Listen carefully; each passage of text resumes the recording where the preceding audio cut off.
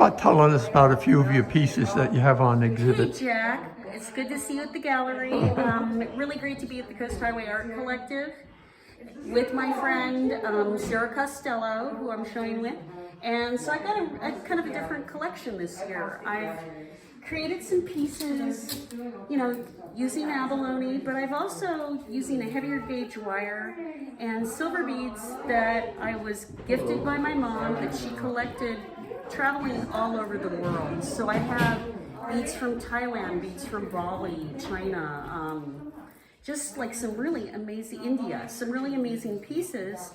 And you can see that I wire wrap with pearls and abalone. And I don't change the shape of the abalone. Most of these pieces are pieces that I have found beachcombing here on local beaches. And I polish and drill and wire wrap the necklaces so that really, if anything breaks, you're not going to have beads all over the floor. This is a very secure way to make a necklace. So I've also, I drill beach glass, which it takes a long time to find all these pieces of beach glass. And I sort them by size and by color and by the amount of polished that they are from the ocean, how round each piece is.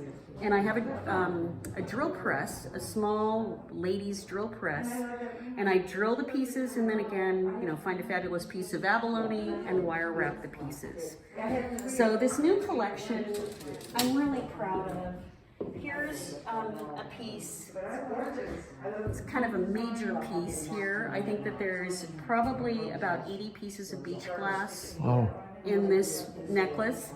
And again, more of the silver beads, and these are more than 925 sterling silver. These are fine silver, which other countries sort of, many of the beads that are made are of a higher grade of silver. And this one has, this piece can be detachable, so you can wear it as a single piece and just do, you know, the necklace with the beach glass. Oh, nice. Or with this, and this is a pretty magnificent piece. Yeah, I mean, I've got to say, I wore this with a black dress and it was a showstopper. Yeah, Sure. And I've got some other pieces over here. This is really beautiful. This is vintage Italian coral. And then I've attached it with a cord so that you can make it long or short depending on what you're wearing it with. Yeah. Which is the Italian coral, is the orange there? Yeah, and it's like over 100 years old. And I'm starting to run out of that. I mean, somebody that I met sold me several strands, and I have to say that's one of my favorite things to work with. Yeah. Here's another piece, and this is Thai Hill Tribe fine silver beads. They're really beautiful. They're embossed with little pictures on them. And again, the cobalt beach glass, which I think is the hardest beach glass to find. And some matching earrings to go with that.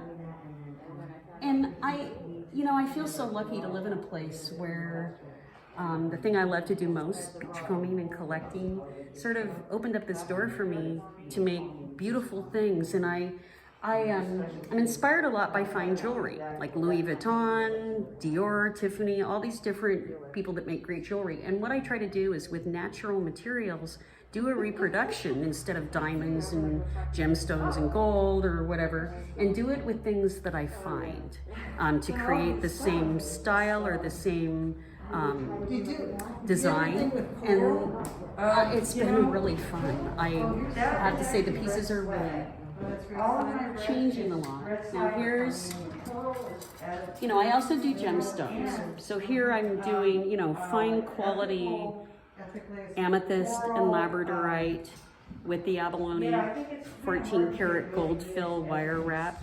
And, a much more delicate necklace than the silver, but again, really beautiful too. And I've got a whole collection with the gemstones. See, here's another one, gemstones and beach glass. I like this one a lot. It almost seems like it has a face in the abalone.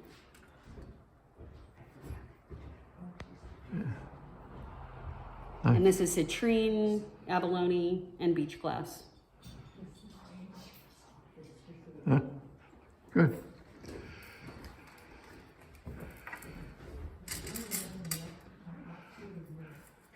And so our opening was yesterday, but it was raining. So Sarah and I are going to be here through the weekend, and the collections will be here until the end of the month. I think the 28th is our last day. Good. Yeah. And so we're just excited, all the people who are making it out. Today's a happy day in Point Arena. It's not raining. And we hope everybody can come by and see the work that we've been doing. We're pretty proud of our collections. Thanks a lot, Debbie. Yeah, thanks, Jack. Bye-bye. Oh, Sarah, if you'll tell us about a few of your pieces, that'd be great. Okay, let me start out with this crown to start with. I made this crown. The story's a little bit long, but it ended up being a crown for my granddaughter. It's made from brass and copper, and it has all kinds of details in there. There's turquoise, Swarovski crystals, some slag glass, which is a byproduct of a gold making process. It's just the glass they can take off the top. All the little handmade details of the roses. And I asked her what she wanted for her birthday, and she said she wanted a crown. So that was she threw down the gauntlet, and I took it on, and I just love this piece. That's a great And piece. I was able to get it for the show. So that's this is a rainforest jasper piece here that I put together that kind of sums up, I guess it was summing up my emotional feelings at the time when I made it. It looks like an eye to me. It kind of reminded me of a dinosaur feeling to me. So I wasn't feeling real great then, and it's crying little heart tears. And there's a heart cut out on the back. The woman who made the piece was very close to her. She was really good at remembering things, especially the name of stones, which I tend to forget. And she actually was the lapidarius for that piece. Right here's a couple of nausea shapes. I am from New Mexico, which is what got me started on making jewelry. And this was the first one, which is, it's kind of like a horseshoe shape. The circle of life, the mother, everything is mostly silver. Obviously that was brass and copper, but these are all silver, sterling silver. This is I'm not sure the mine, it may be number 8 mine, turquoise. That's what I tend to forget, which mine it came from. So I source out all my turquoise from reputable sources, lapidary artists. That probably is a natural piece there. It may be stabilized. Most of them are stabilized. If you get natural turquoise nowadays, very, very expensive. I think, because they're so small. And little Swarovski crystals. That was quite a project. Earrings to me are, especially when they're that detailed, to get 2 of them the same, looking the same. Yeah. Always a challenge. And this is another angel. This was the first one I made. And she's got ammonite wings and a carnelian face that particularly I thought really spoke to me as a face, and the varicite body. And the wings that move. And I put this together right before I got here. It's the little leather, braided leather, and I made the clasp on the end. So my latest has been the Ouroboros. If you know about the snake eating its tail, look it up on Google it. It's pretty cool.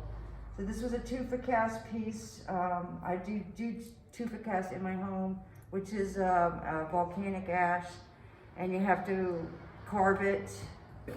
It's negative, so you have to figure how you're doing it. So this is one of my first tries at it. Actually, it might have been a second try at this one. And so that part is tufa cast, and it's fabricated onto the bracelet with a beautiful piece of starry varicite and a diamond. There's a number 8 mined turquoise with the silver, and that's a handmade bezel. Free form. They do have little things that you can buy that will make an exact bezel. everything exact, and I don't even have the money to really buy one of those things, so I just try to do it the best I can. Yeah. And the snake theme continues with this one, with this snake has this Norina jasper hanging out of its mouth. This is one of my first attempts at doing snakes. And this is a beautiful piece of turquoise here with a tufa cast detail on that one. Beautiful loaf of turquoise. That's just an amazing piece of turquoise, I think. This is a handmade Naja that I made quite a while ago that I'm surprised I still have. That is a number 8 line turquoise. The little upside down heart on the back. I do that a lot. An upside down heart so it can fill up with love. And the chain is handmade on that. There's a couple pieces over here that I made in the bathroom sink. to celebrate otters. There's a, to save the otter Oh, yeah. going around. And it says the otter's world. You might need to get a close-up of that with a piece of glass. And that's just a little Swarovski crystal. And it's made with brass and silver and copper, which are supposed to be magical together. And then there's another one there. It has a little planet up there. So it says on it, Otter's World. So I believe we live in the Otter's world. That's great, Sarah.